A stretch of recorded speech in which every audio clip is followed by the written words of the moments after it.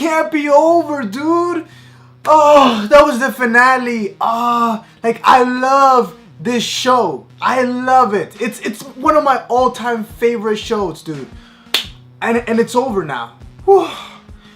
It's your boy Johnny Boy. What up, anime fans? Today I'm giving you the top 5 WTF moments of Parasyte, episode 24, the finale.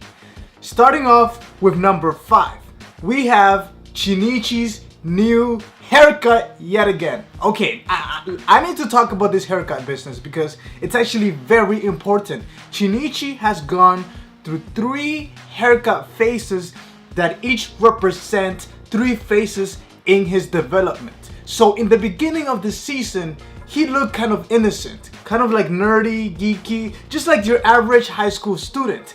And then after he merged, after Migi merged with him and they became one, he became a badass. So his haircut looked like that of a bad boy. One of those badass boys that every girl wants to be with. He was handsome, sexy, just this complete badass. But now, he's gone back. Well, no, he hasn't gone back to anything. He's actually evolved into a mature phase. The phase where he's already lost his innocence. He's already been through the adventure and through life, through the toughest moments in life. And now he's kind of retired. So he has this new haircut where he's just relaxing, chilling back with his girl, doing their sexy thing. Just like so mature looking, so handsome.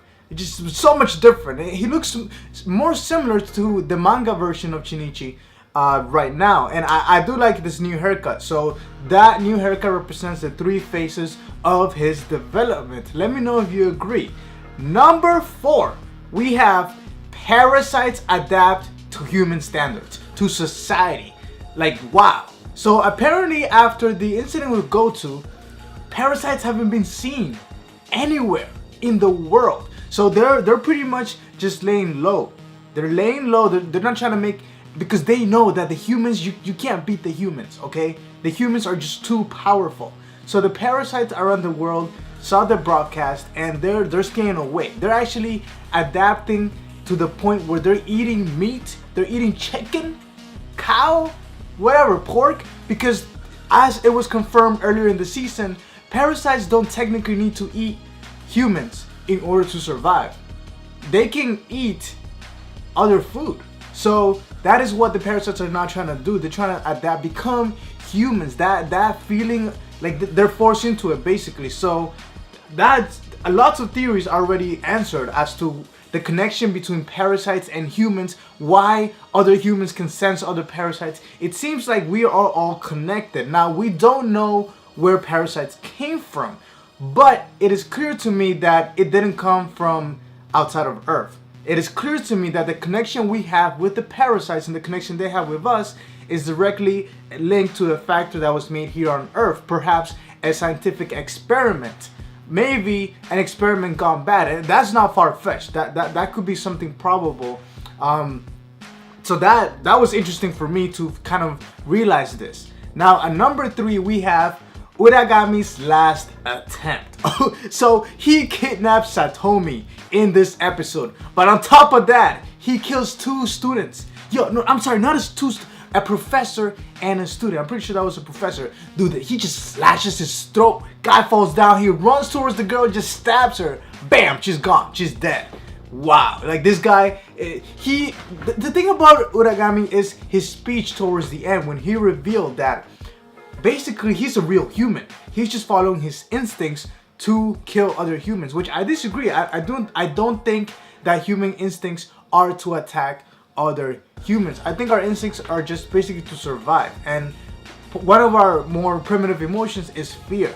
But to kill other humans, that's not natural. That's not something that's just no. So I disagree with him. But he is definitely a monster in my eyes. This guy just twisted. He's laughing during all this. He's crazy, and he knows that he's gonna go to jail. So he doesn't care at this point. He just wants to have fun, kill as many people as possible, get revenge, whatever. He's just doing it for fun, man. That's his whole purpose. And it was crazy to see that even though Shinichi beat Goto, he couldn't really match up to Uragami's distance, and like he's gotten weaker since he beat Goto, since Migi, let me talk about the next point. Number 2, WTF moment.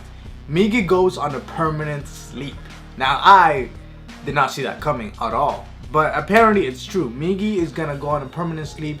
In the dream with Shinichi, Migi was explaining to him all these philosophical things, and he said, like, I'm gonna go on a permanent sleep because my biology has been changed ever since I was in Goto. I've learned new things, so much information was given to me. I felt like this new feeling I never had before. He's just gonna go on a permanent sleep. The thing is, though, which I will get to that at number 1, Migi is technically not, like, he's not dead. He's still alive. He's just like hibernating in a way. But that hibernator state can be disrupted.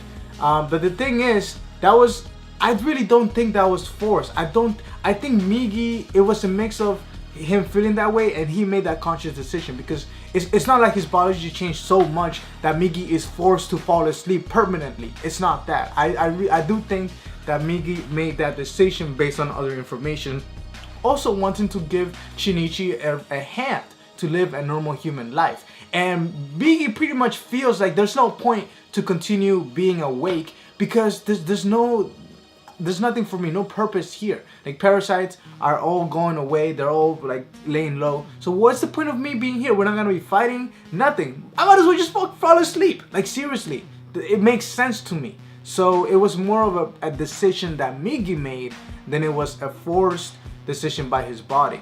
Now, at number 1, the number 1 WTF moment, dude. Migi saves Satomi. Yes.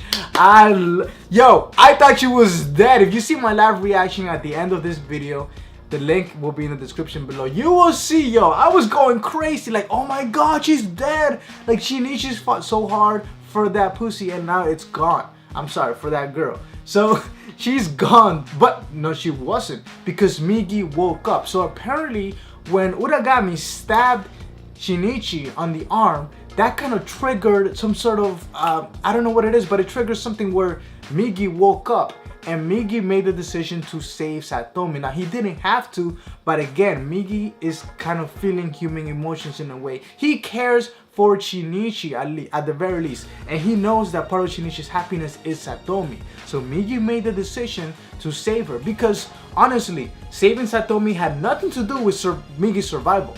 And you guys already know, before, Migi was always about surviving. But now he made the decision to save somebody. He saved a human life. That was the decision Migi made. So that also shows the development and growth of Migi as a character. He's not just this parasite with no emotions. He's developed into having emotions, which is what I found very interesting. I love Migi, and the fact that he did that last thing to save Satomi really made me happy, which also reveals some things that I will talk about. But Shinichi, he was freaking out, dude. I'm so happy that Satomi is alive and that she accepted Shinichi for who he really is. She knows the truth. Now, let me talk about predictions before I talk about other notable things and conclusions. Predictions. Okay, so this is technically the last. There's no more manga on this. There's not gonna be any more episodes. But the way this ended, it could go on for longer.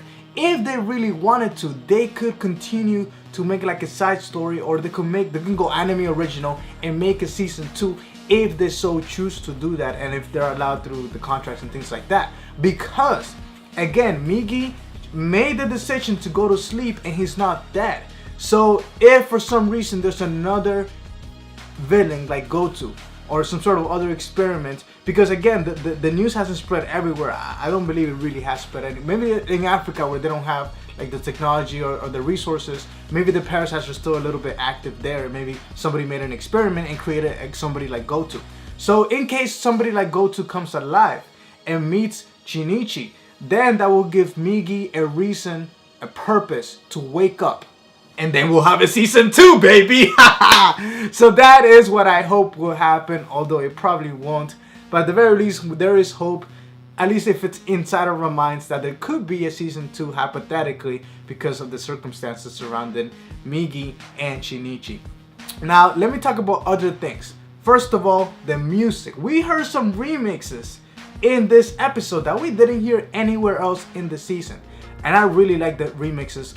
Also, the music in general is just very modern. I know some of you don't really like the dubstep or the trap music, but I love it, dude. I just think this show feels like it's part of the 21st century, like it's catching up to the times, and I really thought it was amazing, the music composer. Now, the characters and the voice actor, okay? Shinichi's voice actor, and I mentioned this in the previous top 5. He's just incredible. The feelings that he gives me when he speaks, I can really feel his emotions. And the characters, including Satomi Migi's voice, by the way, it's I just love Migi's voice. So all these characters just have incredible persona, incredible feelings, and they're just amazing. And overall, if I was to give this series a rating, it's not perfect, but then again, there is no anime that is perfect. Does that mean that an anime can't get a perfect score? No. I still give this a 10 out of 10. Even though it's not perfect, no anime is. But again, I'm judging. I'm not being a critic. I'm not a website or some sort of newspaper who's being critical. No, I am an anime fan. I love anime, and I judge anime for the enjoyment that I get. So the enjoyment that I got here in combination with the characters, with the story, the animation, the music, everything, I think deserves a solid 10 out of 10. There is a reason why this is so popular right now, and this will go down as one of the greatest anime shows in history, along with shows like Death Note and other shows that have been amazing. So Parasyte is definitely up there in the ranks, the big boys, the big dogs, and I just love it. I'm sad that it's gone, but I want to know your thoughts. Let me know in the comments below what you thought about this top 5 WTF moments. What are your top WTF moments on this episode? Make sure you hit that share button, click share, and share this with your friends on Twitter and Facebook. Give me a thumbs up, and make sure you hit that subscribe button so you can see more videos in the future. Thank you for watching. I'll see you guys tomorrow. No!